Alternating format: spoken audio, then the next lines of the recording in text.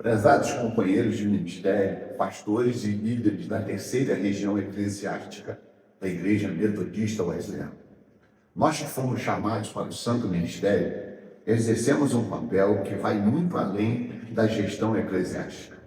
O pastor é o elo fundamental entre o episcopado e a igreja local.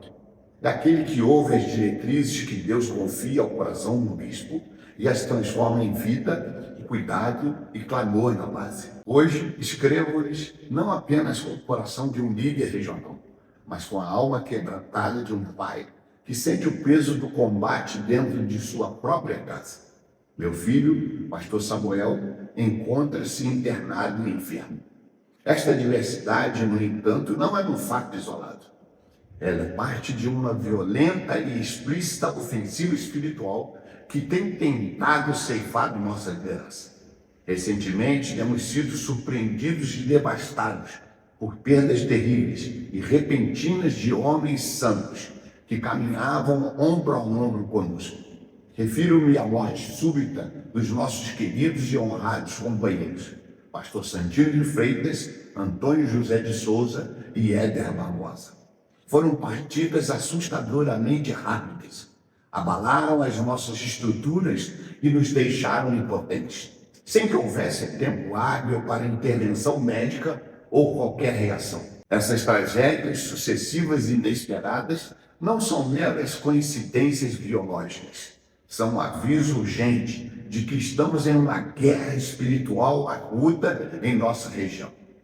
Diante deste cenário de confronto, convoco cada um de vocês a liderar nossas igrejas locais em um profundo e imediato movimento de consagração, jejum e oração.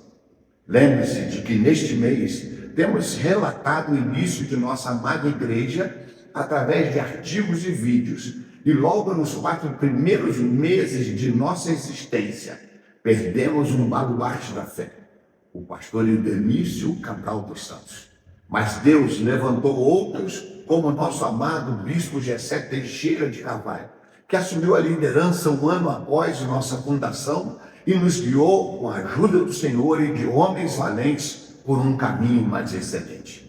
A morte trágica em um acidente automobilístico não foi o fim, mas a continuidade de uma trajetória de graça e esplendor.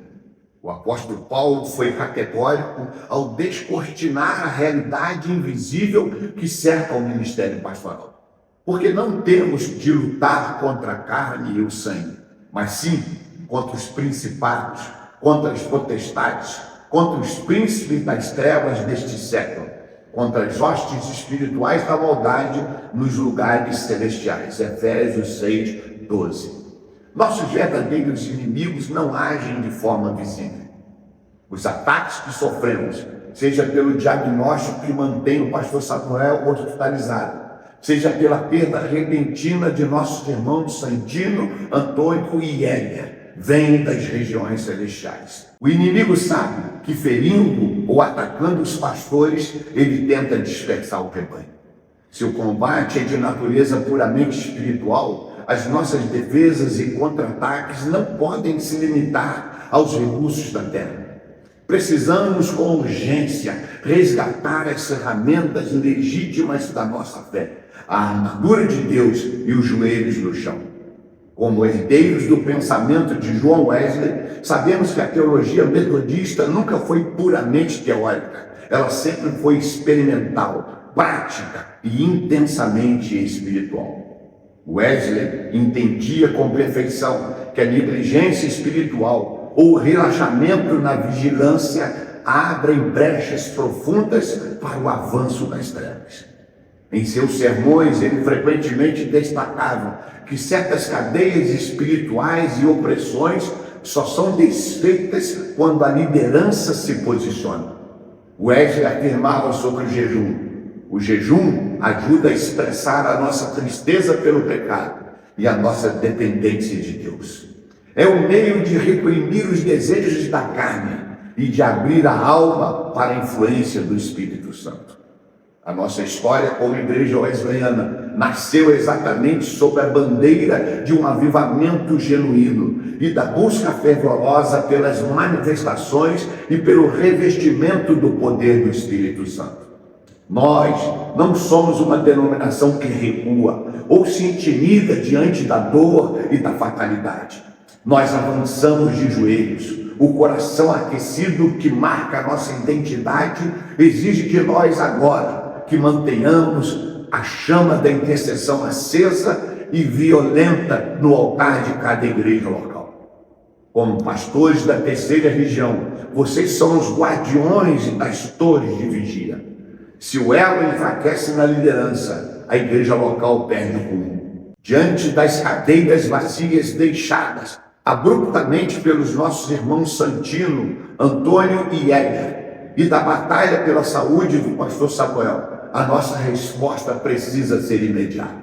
Assumam a frente do altar. Lembrem-se das palavras do profeta Joel.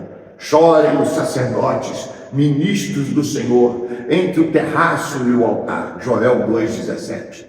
Convoquem suas ovelhas não para um cronograma formal ou protocolar, mas para um clamor de sobrevivência, proteção espiritual e vitória.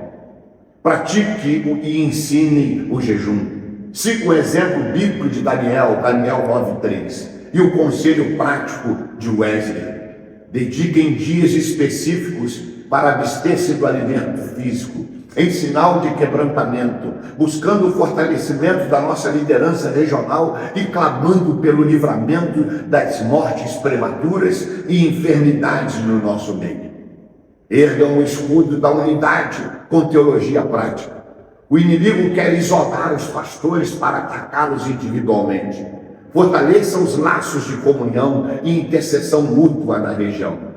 Quando um membro do corpo sofre ou é recolhido, todo o corpo sente o impacto. 1 Coríntios 2:12-26. Meus amados pastores, a guerra está declarada e tem se mostrado severa em nosso meio, mas a nossa vitória já foi garantida na cruz por nosso Senhor Jesus Cristo. As partidas repentinas que nos enlutaram e o leito que hoje tenta render o pastor Samuel não são o ponto final, são o estupim necessário para levantarmos de forma unida um exército indestrutível de intercessores na terceira região. Entrem em consagração profunda, convoquem as igrejas locais para vigílias, períodos de jejum e correntes de oração ininterruptas. Vamos mover os céus pela restauração da saúde do pastor Samuel, pelo conforto das famílias dos pastores que partiram e pela blindagem espiritual sobre cada família pastoral desta região. No combate da fé e com o coração abrasado, servindo ao Senhor, seu corpo e seus propósitos, escrevendo um legado para frutificar, crendo e amando o Deus do impossível. Bispo Simvaldo Coelho, superintendente da terceira região eclesiástica. Deus abençoe a todos.